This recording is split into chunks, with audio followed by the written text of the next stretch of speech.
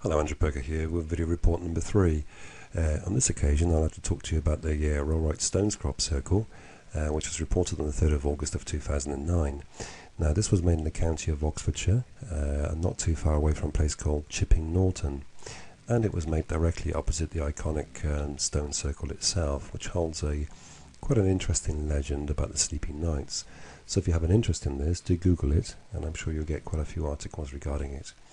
Now, before I proceed in explaining to you what happened in this crop circle, I'd just like to point a couple of pointers out to you which I feel have a relevance. Right, back in 2014, specifically in 2014, there was one circle maker who took it upon himself to trash this event as best he possibly could. He was trying to destroy it, trying to debunk it, and trying to make a joke out of it by writing various articles which were apparently printed in some magazines. Now, I've not seen these articles myself, not in a printed form anyway, so whether they're out there or not, I really don't know, but I'm informed that they are. Anyway, what the irony of it all is this particular circle maker pretended to be a female crop circle researcher known as Harmony Blue.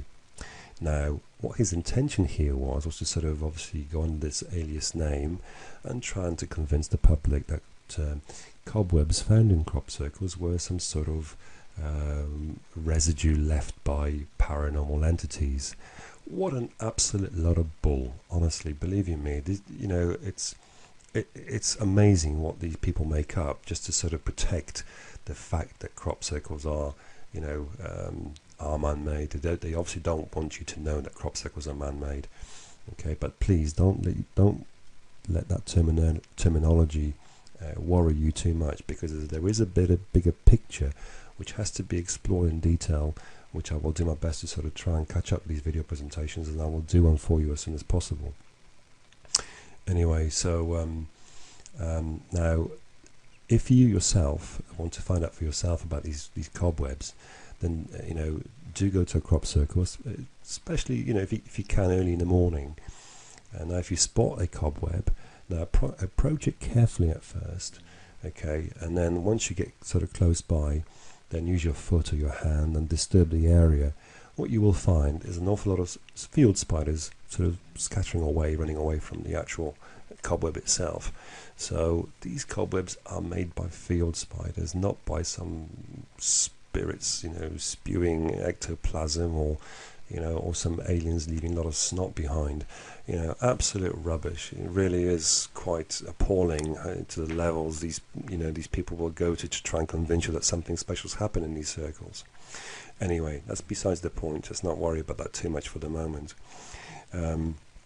Another pointer is that back in 2009, I had the privilege of being informed directly by Crop Circle Connector, by Mr. Mike Fussell, of any new crop circles that were reported. So basically, we knew about these crop circles before anybody else. This is done for the purpose, so researchers can go along and take some photographs of the crop circle while it's still in the pristine state, before obviously the hordes of tourists arrive and trash it to bits. Unfortunately, this particular privilege has been now taken off me, simply because we found the truth. We know what is really going on now. But anyway, again, let's not worry about that too much and sort of concentrate on what actually happened in this particular crop circle. Now, so whatever you read about this particular event, the chances are it's not correct. Okay, so it'd be a second-hand story, it'd be completely twisted in some way or another. So, I'm putting myself here on video to say that these events actually happened. So everything that you see that's been captured on photo, is the sort of the real deal, or as close as it can be. Okay. Right, on this particular day, so the 3rd of August, approximately 6 o'clock in the evening, I received a text message from Mr. Mark Fussell from Crop Circle Connector, informing me that there was a crop circle in this particular vicinity. So without sort of hesitation, I simply say to my family, come on, let's pop out for the evening and let's go to this location. And it was fairly close to me. It's only about 30-minute drive, so there's no great deal. So we arrived at this location approximately 7 p.m. It was a pretty still evening up to begin with, slightly overcast. It was quite a little chill in the air at the same time. Now, but right in the very distance there, you don't see, there's quite a dark cloud looming, and it's sort of, you can see rain is coming down in the distance, the distant horizon. So it's sort of slowly edging itself towards this direction. So of course, time was of essence of trying to capture as much as possible of the crop circle itself. So once my family had a good look around, they decided to go back to the vehicle, while I stayed behind taking as many pictures of it as possible. Now, when it came down to actually taking photographs, I had a bit of a problem here. No matter what camera setting I set the camera to, pictures were becoming overexposed, out of focus, blurry. There was no sort of apparent reason at the time. Now, I have a possible theory. Now, it's not obviously factual. It's just there for your consideration. Now, I speak from experience here. So wherever I manage to capture something on camera, then it is various sort of electronic equipment malfunctions. So I'm sure you've had things in the past where batteries have been discharged, or your phone's been playing up, and other electronic equipment sort of basically failed to work properly. So do consider the fact that when this happens, there's a possibility that there is some sort of presence nearby, now either very close to you or sort of not too far away from you. Okay, so if your camera is functioning, then take as many photos as you possibly can, just in case you manage to capture something. So whether this presence is emitting some form of energy which affects electronic equipment, again, it's only a theory, but it's a theory which kind of makes sense, because every time I have taken photographs with with possible sort of entities in the area, then camera equipment and electronic equipment does fail. So consider that fact that you could have a presence near you. Okay. Due to this rain cloud heading this way, of course, I was trying to get sort of primary photos just showing the crop circle the best one could. Now, just as I was coming down this tram line here, I was heading towards the sort of the back of the circle, so trying to get the whole wide angle of the circle and the Rollright stones in the background there. I instantly something caught the side of my eye. That was something was running across the circle here. Now, it was something black, okay, distinctively black. It sort of obviously stood out against the colour of the crop, which was quite curious there, because that's looking at it, when I turn around and look towards it, you're sort of looking at it at eye level. So when you're standing here looking across, you wouldn't see if anything was there, because it's sort of hiding just on the rim of the circle itself. So what I decided to do at that point was to put the camera onto my 16-foot camera pole, set it to 10-second timer, which is a bit of a sort of a pain, because you have to wait those 10 seconds before the shutter goes off. I didn't have a remote clicker with me at the time. So I raised the camera in the end, which is slightly angled, pointing into the sort of inner circle, if you like, and the picture is taken. So when I review the actual images on the back of the camera itself, I spot that there is a bit of like a black blob hiding just on the edge of the circle itself. So I sort of quickly go into this circle here and then into this one, but at this point there's just absolutely nothing visible at all. So whatever it was, either moved away or just simply somehow vanished. Anyway, so inspecting the image a little bit closer. Okay, so let's zoom in a little bit, and here we are. Instantly we now can see that there is some sort of character there. Okay, there is a facial feature, there is a head, there's two black eyes, possibly a nasal type feature at the same time, and maybe part of a shoulder there. Okay, now what's interesting here is, as I said, you cannot see that from eye level, and so where I was standing you wouldn't be able to see that. so that only the camera can see it from above, from 16 foot above in the sky. But what is interesting here, of course, because the camera is angled towards this particular circle, it does appear this character is actually looking up to the camera.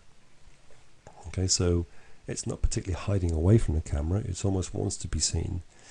Okay, now whether it has anything to do with what's about to unfold in this particular crop circle is, of course, I'm uncertain. Maybe it's the same being. I'm going to call them beings because this is because I think it'd be hard to try and explain that this is a form of an animal. Okay, so if I just brighten that up a little bit. Now, if I just make it clear as well that this particular image is as you see it. This was, as taken. This is, what I just done then. Just simply applied some brightness, as you can see for yourself. This is exactly what is done, just to sort of bring some clarity into the image itself. Okay. Anyway, so this particular being disappears. Where he goes to, it's obviously uncertain. Okay. So during a short time, I'm taking as many pictures as I possibly can of the Rollright's crop circle itself. Then I decide to sort of head back towards the stone area to try and get the reverse image and try and get the circle and the landscape in the distance. So as I'm walking across this tram line here, again the very same sort of circumstance occurs again. From the corner of my eye, I see something coming out the tram line. So this one here, okay, something moving reasonably swiftly, smoothly, no noise whatsoever. So it's that moment where you pause and try and sort of make some logical sense of what you're seeing. Your mind sort of questions whether it's an animal. And you try and sort of define, you try and sort of find an image in your mind which may compare to what you're seeing here. Okay, so it's that sort of moment of pause where you think, where you're trying to sort of find a logical explanation for it. But then when you actually sort of realize that there is no logical explanation for it, you really start to say, okay, this is something different, something which I've never seen before, something which possibly may not be of this earth. Especially when the whole, crop circles are sort of associated with sort of ETs and so on. Then, this kind of gives you the sort of the instant thought that you are looking at something completely different here, which is not recognizable, as an entity on Earth. It does not fit with everyday type image or everyday type character. You can sort of easily explain what it might be. So anyway, this particular character, this particular being goes across here. He goes through this patch here with this open where the crop has been flattened. He goes directly through here into the neighbouring circle, and he stops. Now, this is the moment where you were taken aback. It's an element. First of all, it's an element of surprise. You're still trying to make sense of what you're looking at, and now when he stops, this is the moment where you think, "Whoa!"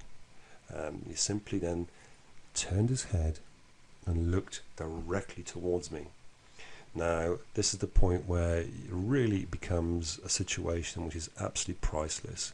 You cannot buy this experience, because you are now almost, you're looking at this particular being, and this being is looking back at you. This is something you cannot even, I wouldn't even like to attempt to explain the feeling. You're completely almost frozen in that spot. You're observing. You cannot decide whether you should be fumbling the camera and taking as many pictures as possible, concentrating on the camera itself, or or do you spend the time taking in what you see? But what is interesting here, it's almost as if then that thought comes into your head. This is the opportunity of to actually capture something on camera. Get on with it. So of course that moment sort of almost like jolts you and say, okay, get the camera, take the photo. You've got the opportunity to grab the photo. So again, I follow the same procedure, putting the camera on the camera pole, that 10-second timer. Now that 10 seconds just seems like an eternity when something like this is happening. So the first photo is taken. Now what is quite interesting, if I just bring up the actual original photo, that was the first photo taken. Now, so when I look at the back of the camera again, review the images, and sort of zoom in and quickly notice that it's kind of, the camera's captured not what I'm seeing. Okay, it's something's there, but there's no definition. There's no sort of, it would be hard to sort of try and describe what you're seeing here on the screen. But what is interesting is almost as if the being acknowledges the fact that you have a bad picture. Okay, so it stays there, it remains in that spot, doesn't move. So it's almost saying, take it again.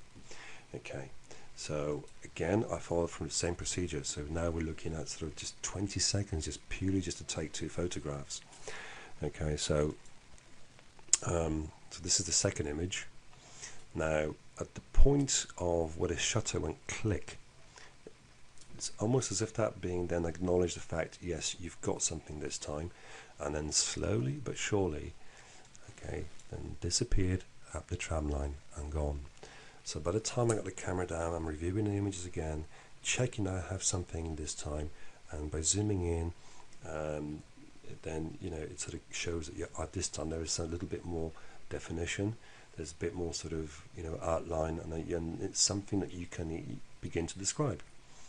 So, as I said, this being almost acknowledge the fact that you managed to capture something.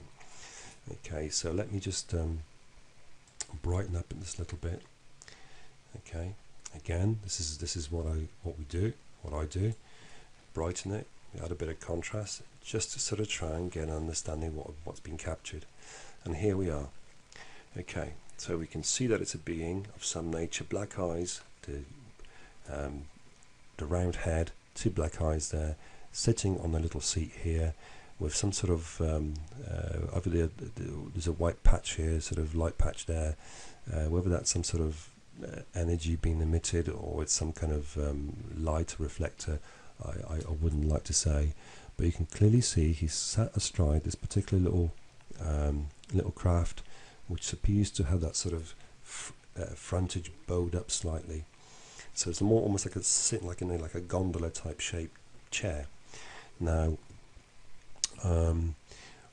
so what is interesting as well, of course, there's no as he comes through this particular path, there is no wheel tracks of any nature, nothing at all like that. But it does feel warm to the touch. So it's almost to say that there is some sort of energy being emitted from below, from just underneath the craft. Here again, the crop is not disturbed in any way at all. There's no sign of it even sort of going through it, but it did. It just simply went through and it disappeared at the tram line. Okay, so do keep that particular little craft in mind. I think the actual distinctive of the distinctive nature of the little alien being, or a being of some nature, is quite identifiable there to what we now know. We sort of obviously give these characters a sort of that distinctive dark skin, black eyes, large head, and quite a skimpy body. What's interesting as well is that the height of this particular character, now you can see it's relatively small in comparison to the standing wheat. Now I'm 6'4", and this wheat sort of was about my knee height. So originally I sort of gave it about 2.5 feet in height if it stood up upright. So really tiny, really small characters, quite small in body as well. There's not an awful lot of build. There is no visual clothing that they're wearing. It just seems to be a naked dark skin. Okay, now, so this particular character disappears. So, but yeah, let me just so keep that back area of the seat in mind, because there is a slight comparison here. Okay, so if I go back to the yin and yang, crop circle with this particular character appeared on the photo. This was not seen to the eye. This was actually sort of found on the images after they were taken. Again, we have the back seat area here. We have the two sort of white spots here, whether that's energy being emitted or they are lights or some sort of reflectors. But what's interesting here now is that you can see the head here, and again it's peeking out behind the seat looking towards the camera. It's almost, again, you know, allowing the individual who was taking the photograph at the time to, you know, they're almost allowing us to sort of this insight into what they look like, you know, without being, you know, they are sort of allowing us just that touch, you know, to see what it is that they are. Of course, we probably will never know what they actually are, but at least we can sort of start to build up a picture, you know, paint a picture about it, you know, especially when we have sort of images of some comparison, even, you know, even if it's the actual small craft that they used to get around. So that was captured in the yin yang. There's another image of it. As you can see, again, the back seat area here, the little lights. So again, now whether the front of this particular craft is slightly bowed, just like the Rollrights, is difficult to say. But again, peeking out of the behind the seat, saying, take the photo. Now, there's an awful lot of people saying, well, you know, the images are blurred, you know, could you not put your camera on tripod and so on? People forget that this is an element of surprise most of the time. So, you know, you haven't got the time to think about a tripod, and, you know, so you grab what you can at the time. But you tell me, or you show me images that have been, you know, caught in clarity of paranormal entities or of ETs. There isn't any. You know, everything that is captured is very similar to this. There's always a slight element of blur, elements of sort of being out of focus, and this is almost like a law of the universe, if you like, that us humans are only allowed to see so much. So if this particular image was in clarity, you know, then, you know, it's sort of human nature to doubt it, because they would say, oh, that's been photoshopped, that's been CGI'd, and all sorts of manipulations been added to it. And it's quite sad, really, because there's an awful lot of people out there who, of course, you know, sort of create such images just to try and convince people that something's happened. You know, I'm going to give you 1000%. You know, what you're seeing here is, you know, as authentic as it can get. You know, whether you believe it, that's entirely up to you. You know, I'm documenting for the purposes of, you know, if it ever happens again, to me, to you, to anybody else, there is now a comparison that you can make. Please, so you can watch it, you can say, hang on, I've captured something similar. And I really do hope some people do manage to get this on camera, and that way they can sort of compare. Anyway, another interesting part here, of course, as well, is this little artifact, which was found by a gentleman called Klaus Donner, an archaeologist who discovered quite a few artifacts, not just this one. Now, this artifact is 6,000 years old, and it's made in a material called leadite. Now, apparently it's very tough wearing, it's hard to work with. So it's this was quite a distinctive type image. Now, okay, now if I bring up a sketch of the Rollrights. Okay, this is my sketch. This is just sort of very sort of brief sketch to what I saw at Rollright Stones. So we can try and compare here. Now,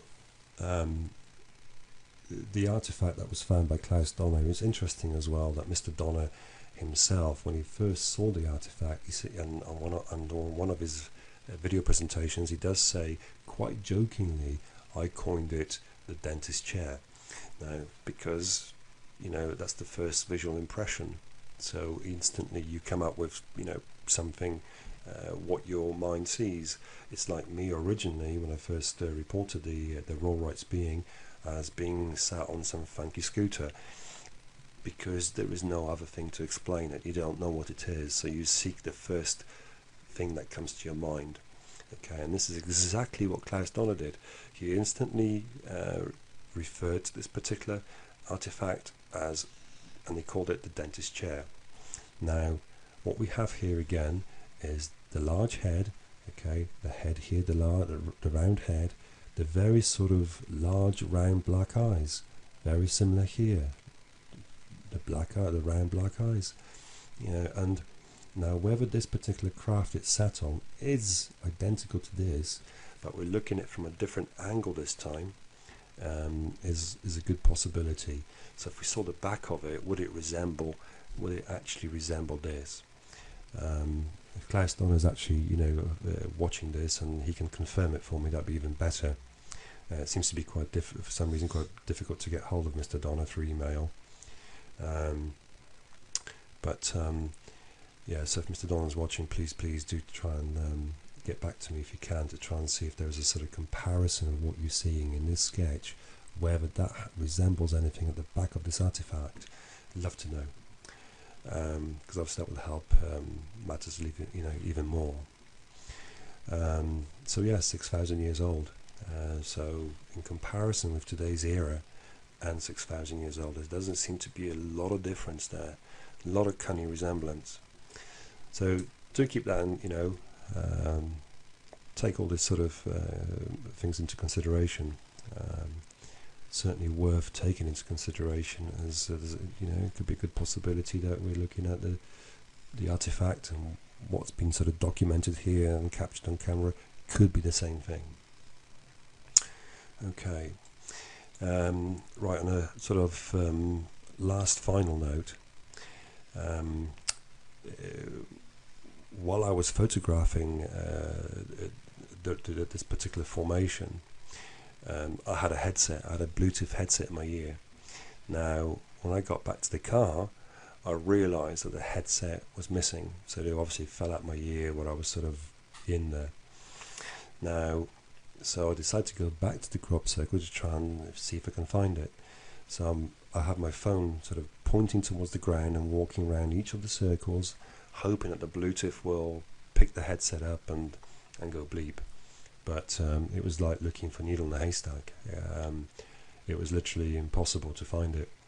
So I go back to the car and I say to my wife, no, I think I'm going to have to sort of resign and sort of just say it's gone, it's lost. It's there somewhere, but it's lost.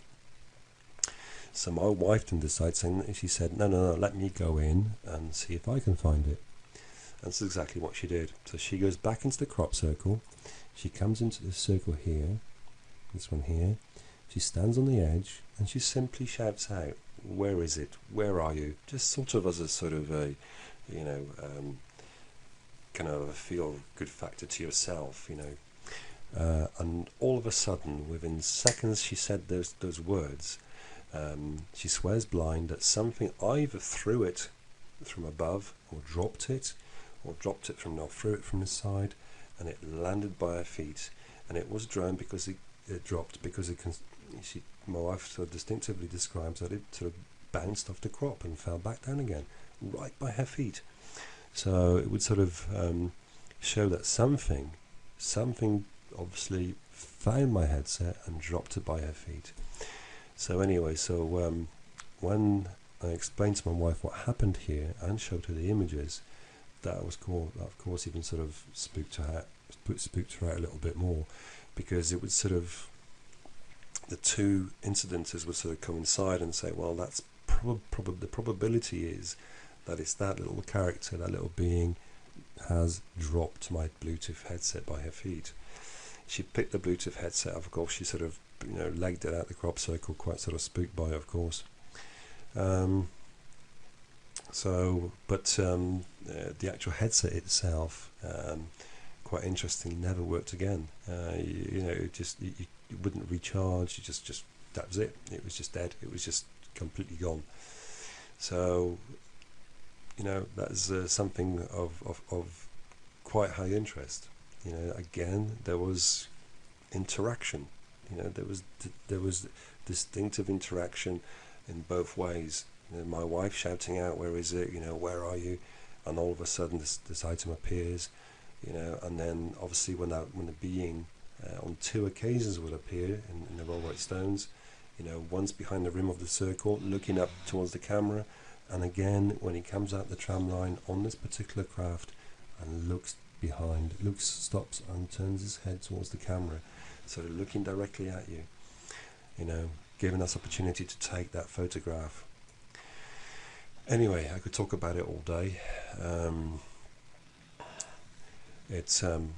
I hope something like this will happen again, whether to me, whether to somebody else. I really do genuinely hope it will happen again, but the situation in the crop circle world is, rather unstable, to say the least. So whether these things will return is, of course, time will only tell, I guess. But anyway, thank you for watching.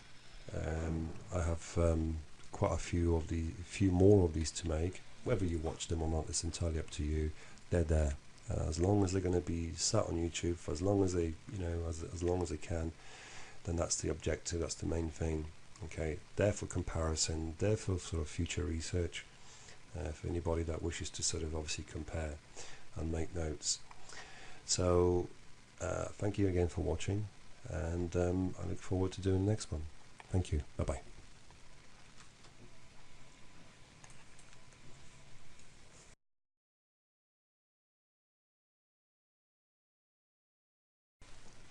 Hello, Andrew Perker here with video report number 3.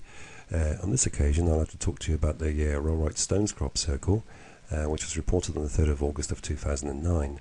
Now, this was made in the county of Oxfordshire, not too far away from a place called Chipping Norton, and it was made directly opposite the iconic stone circle itself, which holds quite an interesting legend about the Sleeping Knights.